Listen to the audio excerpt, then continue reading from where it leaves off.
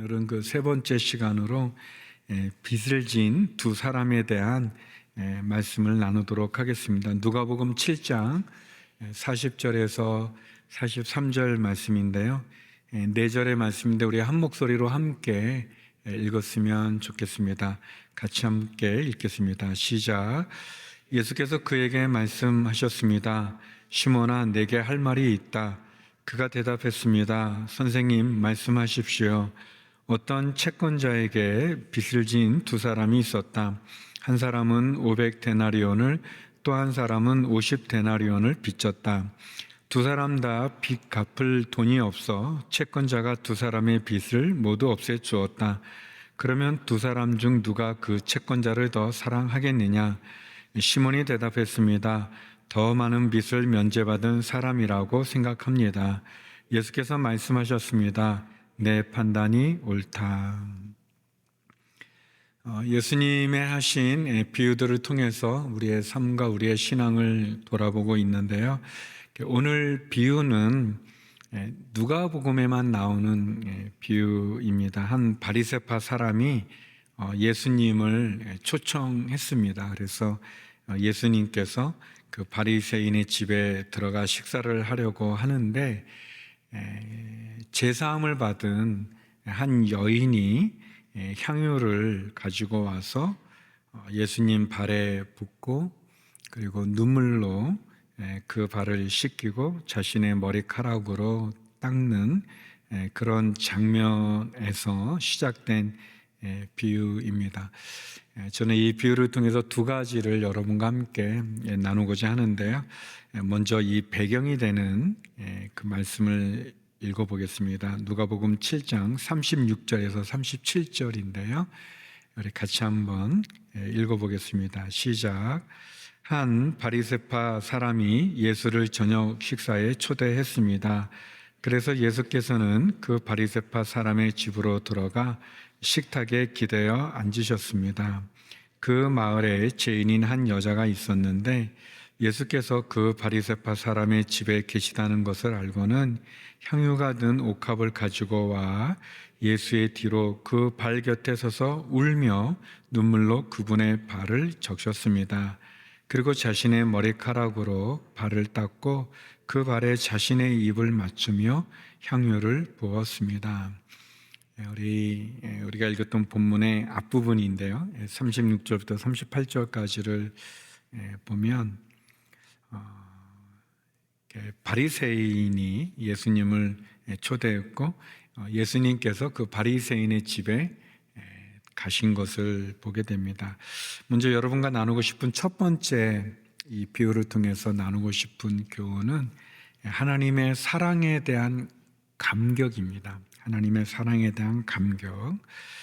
우리가 예수님이 이 죄가 많은 세리라든지 또 가난한 사람들의 집에는 초청을 받아서 식사도 하고 함께 하는 것을 아는데 오늘 본문에 보면 이 바리새인이 초대했는데 예수님이 그 바리새인 집에 가신 것을 봅니다. 그러니까 예수님 가난하고 힘없고 소외된 사람들의 초청에만 응한 것이 아니라 바리새인의 초청에도 예수님 함께 하신 것을 우리가 보게 됩니다. 우리가 사복음서를 보면 예수님께서 말씀을 전할 때 그 말씀을 사모하는 사람들, 또 예수님에 의해서 이렇게 병 고침을 받은 많은 사람들, 귀신이 내어 쫓인 그런 사람들만 예수님 주변에 있다고 생각하지만 자세히 보면 예수님이 병 고치는 걸 갖고 시비를 거는 사람들도 있었고 그 사람들이 율법 학자라든지 또는 사두개인이라든지 바리새인이라든 것 그런 거를 알 수가 있어요. 예수님을 따랐던 제자들도 있지만 그 제자들과 함께 옆에서 예수님을 지켜보는, 그러나 굉장히 이렇게 좋은 마음으로 지켜보는 게 아니라 예수님을 흠잡으려고 지켜봤던 그런 율법학자들, 바리새인들, 사두개인들 있죠. 그런데 예수님께서 그들을 쫓아내지 않으셨어요. 저 같으면 눈짓으로 좀 가까이 못 오게 그렇게 했을 것 같은데 예수님 그러지 않으셨어요. 오늘 본문에도 보면 예수님 바리새인의 집에 가서 식사를 하시는 거예요. 우리가 오해하지 말아야 될 것은 예수님께서는 가난한 사람들만 사랑하신 게 아니라 부자도 부유한 사람도 사랑하시고 또 예수님에 대해서 존경하고 환영하고 순종하는 사람들도 주님이 사랑하셨지만 예수님에 대해서 거부하고 흠잡으려고 하고 그리고 시비를 거는 사람들조차 예수님이 함께 하신 겁니다. 쫓아내지 않으셨어요. 소외시키거나 거부하지 않았습니다. 다시 말하면 십자가의 복음은, 십자가의 사랑은 사람을 차별하지 않는다는 겁니다. 복음은 모든 사람들을 위한 복음입니다. 주님의 사랑, 하나님의 사랑은 편가르기를 하거나 제한하거나 소외시키지 않습니다. 사실 그래서 저와 여러분, 우리들이 또 주님 앞에 나가는 것이고, 주님께서 그러셨다면, 하나님께서 그렇게 편가르기를 하지 않고 누구를 배척하거나 소외시키지 않으셨다면, 우리는 당연히 우리도 사람들을 제한하거나 평가해서 판단해서 정죄해서 소외시키지 않아야 될 것입니다. 예수님께서 이 죄 많은 여인의 이 행동을 제지하지 않고 그대로 받으셨어요. 근데 이제 정작 이 초대했던 이 시몬이라고 하는 바리새인은 이 상황이 영 못마땅한 거예요.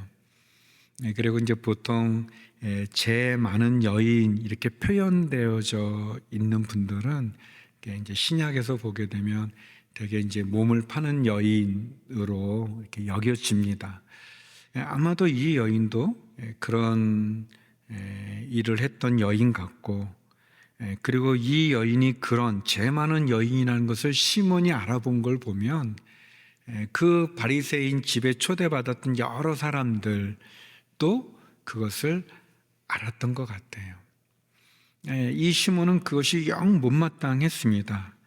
그래서 39절, 40절 말씀 한번 같이 읽어보겠습니다. 시작. 예수를 초대한 바리새파 사람이 이 광경을 보고 속으로 말했습니다. 만약 이 사람이 예언자라면 자기를 만지는 저 여자가 누구며 어떤 여자인지 알았을 텐데 저 여자는 죄인이 아닌가? 예수께서 그에게 말씀하셨습니다. 시몬아, 내게 할 말이 있다. 그가 대답했습니다. 선생님 말씀하십시오. 이 초대했던 이 바리새파 시몬은 영 못마땅한 거예요. 그리고 예수님이 예언자라면, 예수님이 선지자라면, 예수님이 훌륭한 분이라면 저 여자가 어떤 여자인지 누군지 알아봐야 되지 않는 건가? 근데 저걸 모르고 가만히 있다면 이분이 예언자인가? 이분이 내가 존경할 만한 분인가? 라는 그런 마음의 의심과 예수님에 대한 의심과 그 여인을 받아주는 그 예수님에 대한 원망과 불만이 그 마음에 가득했습니다. 그래서 예수님께서 그 시몬의 마음을 생각을 알아보신 거예요. 얼마나 무서운 분입니까? 지금 시몬은 저 여자가 누군지도 모르고 예수님 가만히 있으면 이 예수님이 진짜 예언자인가 뭐 그런 생각을 하고 있는 시몬의 생각과 마음을 뚫어보고 계시는 분이 예수님이신데 말이죠. 예수님이 그래서 이 시몬에게 한 비유가 오늘 제가 여러분과 나누고자 하는 비유입니다. 굉장히 짧은 두 절 말씀인데요. 다시 한번 우리 41절, 42절 같이 한번 읽어보겠습니다. 예수님이 시몬에게 들려준 비유예요. 시작. 어떤 채권자에게 빚을 진 두 사람이 있었다. 한 사람은 500데나리온을 또 한 사람은 50데나리온을 빚졌다. 두 사람 다 빚 갚을 돈이 없어 채권자가 두 사람의 빚을 모두 없애주었다. 그러면 두 사람 중 누가 그 채권자를 더 사랑하겠느냐? 아주 쉬운 비유입니다. 이 데나리온이라는 게 이제 화폐 단위인데 우리로 보면 이제 하루의 그 품삯입니다. 하루 동안 일했을 때 받는 돈, 뭐 이렇게 약간 차이는 있겠지만 그냥 쉽게 이해하기 쉽게 한 10만 원을 받는다고 그 가정한다면, 어떤 사람은 그 500만 원을 빚졌어요. 그리고 어떤 사람은 5천만 원을 빚졌어요.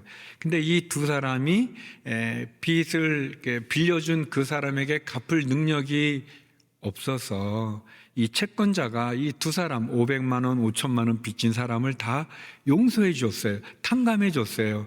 그냥 안 갚아도 된다고 그랬어요. 그러면 이 두 사람 중 누가 이 채권자에게 더 감사하고 고마워하고 사랑하겠냐?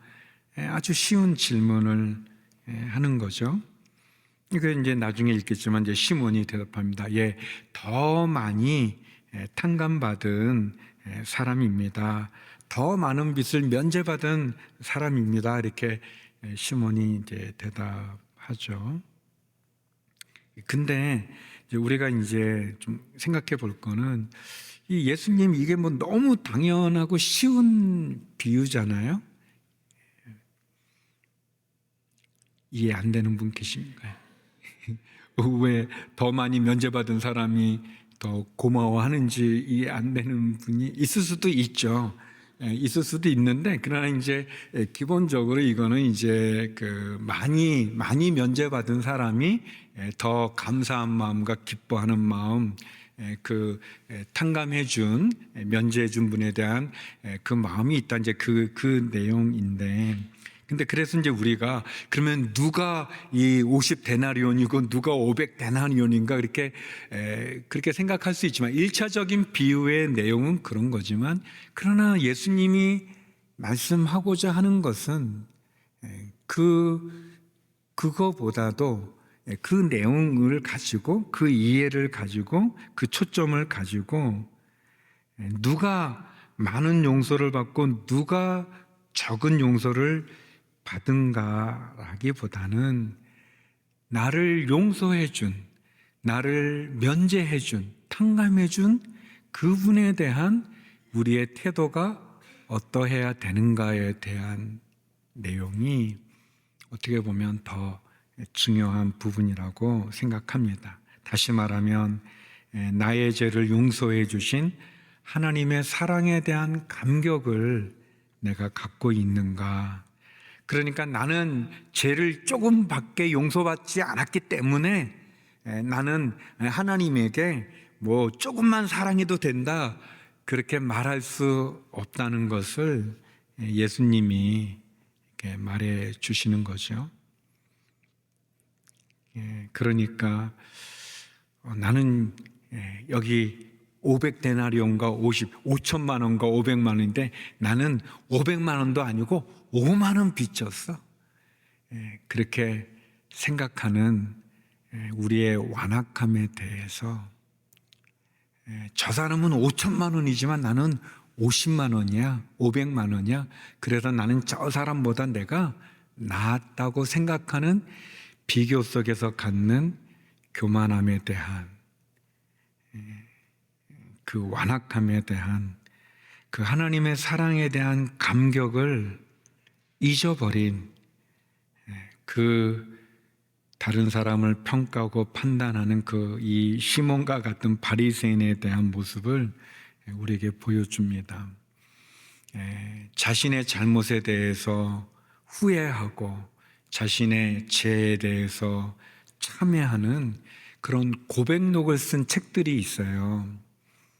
고백록 또는 뭐 참회록 이렇게 나와 있는 뭐 고전도 있고 뭐 요즘도 그런 책들이 있는데요. 근데 참 이상한 거는, 이상하다기보다 제가 좀 부끄러운 것은 그 고백록을 쓴 사람들, 그 참회록을 쓴 사람들, 그 눈물에 그런 하나님 앞에 회개하는 글을 쓴 사람들은 제가 보면 저보다 훨씬 훌륭한 분들이, 도덕적으로 더 뛰어나고 윤리적으로 더 뛰어나고 신앙적으로도 더 귀한 그런 분이 참회록을 쓰고 고백록을 쓰고 회개하는 글을 써요. 그리고 당연히 써야 될, 누가 봐도 써야 될 그 사람은 내가 어때서 나만큼만 살라고 그래? 그렇게 말한다는 사실이에요. 이게 참 제가 아이러니하다고 생각하는데, 진짜 깨끗하고 진짜 윤리적으로 도덕적으로 신앙적으로도 그런 분은 자기는 죄인이라고 울며 가슴을 치고 또 자매로까지 써가지고 그렇게 고백하는데, 정작 써야 될 사람들은 그렇지 않는 모습을 보게 됩니다. 아주 안타까운 그런 일이죠. 어떻게 보면 참 좀 슬픈 그런 일이기도 합니다. 세상적인 기준으로 보나 시각으로 보나 진짜 깨끗하고 순결한 분들은 자신은 죄인이라고 얘기하고, 심지어 나는 죄인들 중에서도 아주 악한 사람입니다 그럽니다. 사도 바울이라는 분이 계세요. 그분은 어릴 때부터 율법을 지켰던 분이고, 그분이 여러분은 나를 본받는 자가 되십시오라고 말을 해요. 여러분, 누군가에 당신은 나를 본받으십시오라고 말할 수 있을 정도가 된다는 건 굉장한 거 아니겠어요? 근데 그분은 그렇게 말을 했던 분이세요. 그리고 그분의 삶 자체가 진짜 율법의 그 많은 조항들에 흠이 없는 분인데, 이분이 예수님을 만나서 이런 고백을 합니다. 디모데전서 1장 15절인데요. 우리 같이 한번 읽어보겠습니다. 시작. 이 말씀은 믿을 만한 것이요 또한 모든 사람이 받을 만한 말씀이다. 곧 그리스도 예수께서 죄인을 구원하시려고 세상에 오셨다는 것이다. 죄인 가운데 내가 가장 악한 사람이다.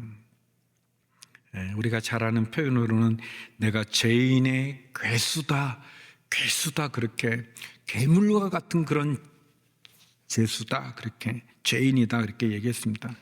죄인 가운데 내가 가장 악하다 그랬어요. 바울은 그렇게 말합니다. 예수님이 이 세상에 오신 것은 죄인들을 구원하시기 위해서 오셨다. 그리고 그 예수님을 통해 나는 구원을 받았다.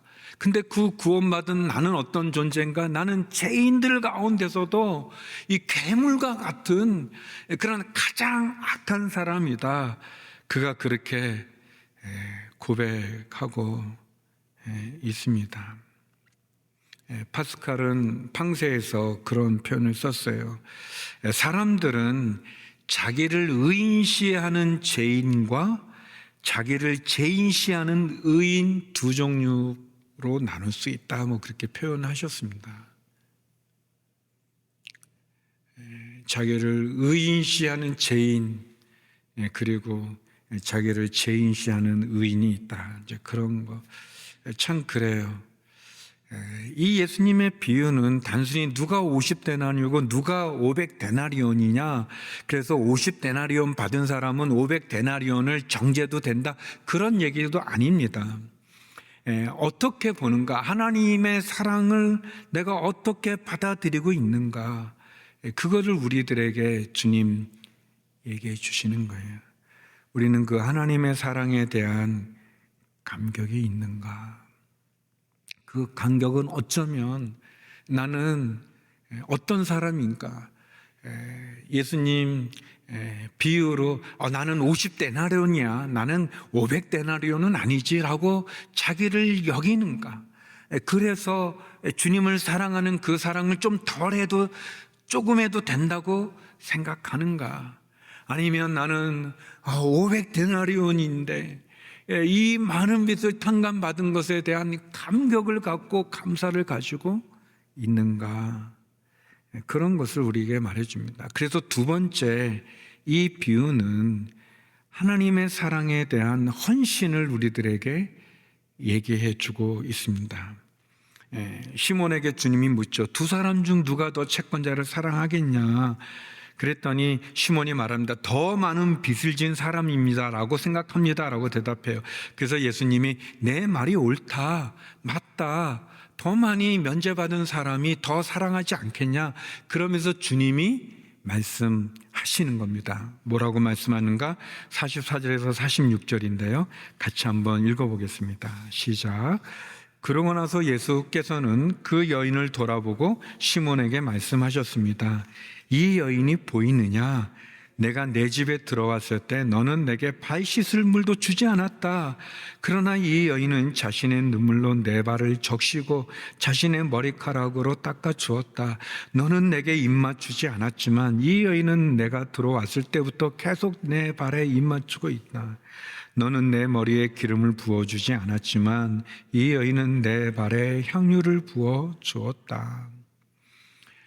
당시 유대인들의 그런 기본적인 아주 기본적인 예절은 자기 집에 손님을 초대하면 그 손님이 왔을 때 달려나가서 세 가지를 했는데, 첫 번째는 그 사람의 뺨에다가 입을 맞추는 겁니다. 나의 초대에 응해준 것에 대한 감사로 뺨을 맞추고, 그리고 대부분 이제 그 팔레스타인 자체가 샌들을 신기니까 그 발에 먼지가 많으니까 물을 떠와서 발을 씻을 수 있도록 도와주고, 그리고 세 번째는 그 머리에 향유를 이렇게 뿌려서 아름다운 향기로 그 사람을 환영하는 그 일을 하는데, 이 바리새인 시몬은 예수님 말씀처럼 이 세 가지 중에 하나도 하지 않았어요.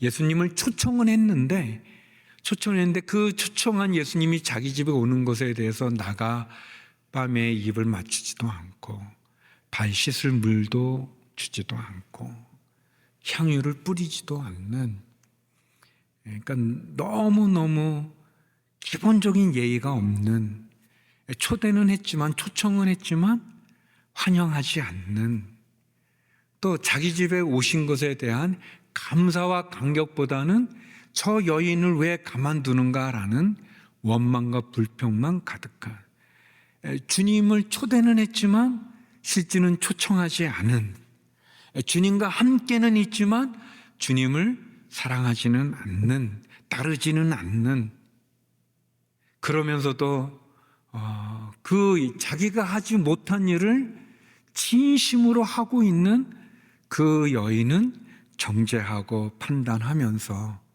그런 교만함을 갖고 있는, 예수님에 대한 존경이나 예의는 찾아볼 수 없는 그런 모습을 주님께서 말씀하시는 거예요.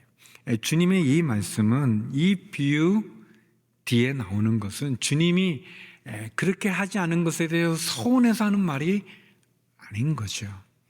주님은 시몬에게 이 비유를 통해 그 자신을 볼 수 있도록, 어쩌면 오늘 저나 여러분 우리들에게 주님이 보여주기 원하시는 모습이죠. 주님을 초청했지만, 초대했지만 사실은 초청하지 않은 것 같은, 주님을 믿고는 있지만 너무나 주님이 십자가에 나를 위해 죽으신 것을 당연시하는, 처음에는 그러지 않았겠지만 시간이 지나면서 이 여인이 특별히 그 전에 예수님으로부터 아마 용서를 받았던 것 같습니다. 그래서 그가 귀히 여기는 향유를 가지고 주님께 왔는데, 이 여인이 갑자기 울었던 것은 아닌 것 같아요. 그러니까 울려고 울었던 건 아닌 것 같아요. 왜냐하면 이 여인이 그의 머리카락으로 주님 발을 닦은 걸 보면, 수건을 준비하지 않은 걸 보면, 이 여인이 그 자기를 전에 용서해 주셨던 그 예수님에 대한 감사와 사랑을 가지고 향유를 준비해서 갔지만, 막상 주님을 보니까 그 눈물이 쏟아져 내리는, 그 북받쳐 오는 그런 눈물을 흘리게 된 것이고, 주님의 머리에 그 향유를 부을 수 없어 그분의 발에 붓게 되고, 그 눈물로, 그 하염없이 쏟아져 내리는 눈물, 자신의 죄를 용서해 주신 그 주님의 사랑에 대한 복받쳐는 그 사랑으로 울고, 머리카락으로, 그가 취할 수 있는 가장 큰 존경으로, 그리고 그 발에 입을 맞추는 예수님의 그 사랑에 대한 감사와 은혜를 표현하는 그런 장면이라고 생각이 되어집니다. 성도 여러분, 누가 500데나리온을 용서받고 누가 50데나리온을 용서받았는지는 사실 중요하지 않습니다. 과연 우리가 주님으로부터 내가 용서받은 그 주님이 나를 위해 용서하신 것이 얼마나 큰 사랑인지 은혜인지를 내가 깨닫는 것이 중요하죠. 하나님은 우리를 사람들과 비교해서 사랑하지도 않을 뿐만 아니라 우리의 사랑을 평가하는 분도 아니십니다. 우리는 그분으로부터 용서받을 수 없는 죄를 용서받은 존재고, 우리는 그분의 그 한량없는 그 사랑이 아니고는 존재할 수 없는 사람들이죠. 그런 우리가 어떤 그 하나님의 사랑에 대한 그 감격과 더불어 그 감격에 대한 헌신은 어떤 것이 있는가? 요한일서 3장 18절에 보면 이런 말씀이 있습니다. 자녀들이여 우리가 말과 혀로만 사랑하지 말고 행동과 진실함으로 사랑합시다 라고 되어 있어요. 우리가 주님을 향한 우리의 사랑이 혹시 말로만 하는 것은 아닌가? 그냥 경배와 찬양 곡으로만 하는 것은 아닌가? 그분을 위한 우리의 헌신은 무엇이 있는가? 그분의 사랑에 대한 감격은 있는가? 우리도 모른 채 우리의 마음이 무감증에 걸린 사람처럼 무감각해져서 이제는 하도 많이 그 복음을 듣고 십자가를 들어서 무감증에 걸린 것처럼 그런 마음으로 십자가를 대하고 있는 건 아닌가? 우리의 사랑과 감사가 말로만 그친다면 그것은 허공으로 사라지는 바람과도 같을 것입니다. 주님, 우리를 향한 그분의 사랑의 증거가 있습니다. 십자가의 증거죠. 십자가에 못 박히시고 창에 찔리신 그 손과 발에 난 상처와 옆구리에 난 그 상처, 그 사랑의 흔적을 제자들에게 보여주었을 때 그 제자들이 기뻐했던 그 모습이 있죠. 요한복음 20장 20절 말씀인데요. 우리 같이 한번 읽어보겠습니다. 시작. 이렇게 말씀하신 뒤 예수께서는 제자들에게 자신의 손과 옆구리를 보여주셨습니다. 그러자 제자들은 주를 보고 기뻐했습니다. 주님은 우리를 향한 그분의 사랑의 흔적을 부활하신 몸이지만 그 흔적을 갖고 계시죠. 우리가 모두 죄인 아니겠습니까? 죄인인 우리들이 누구를 평가하고 누구를 정죄할 수 있을까요? 혹시 우리들이 먼저 믿었던 이 바리새인처럼 하나님을 잘 섬긴다고 말하는 이 시몬처럼, 그래서 사람들이 볼 때 깨끗하다고 여겨지고 선하다고 여겨지고 하나님 잘 믿는다고 여겨지지만, 그러나 정작 많은 죄를 용서받아 눈물로 하나님 앞에, 예수님 앞에 갈 수밖에 없었던 이 여인을 정죄하고 있는, 판단하고 있는 우리는 아닌가? 정작 예수님을 초대했으며도 그의 얼굴에 키스도 하지도 않고 그분의 씻을 물도, 발을 씻을 물도 준비하지 않고 그분의 머리에 불 향유조차 갖지도 않으면서 도리어 판단하고 정죄하고 있는 그런 우리들은 아닌가? 우리가 십자가에 그 하나님의 사랑을 받을 만한 자격이 있다고 은연중에 우리가 생각하고 있는 것은 아닌가? 그래서 사실 그 감격을 잃어버리는, 그리고 그 감격이 없으니 주님께 봉사하지도 헌신하지도. 우리가 사순절에 자주 부르는 찬송가 중에 웬 말인가 날 위하여 주 돌아가셨네라는 찬송이 있습니다. 거기에 마지막 절에 이런 말씀이 있죠. 늘 울어도 눈물로써 목 갚을 줄 알아. 몸 밖에 드릴 것 없어 이 몸 바친다라는 가사가 있습니다. 과연 이 가사를 썼던 그분의 그 고백과 같이 우리도 그렇게 생각하고 있는지,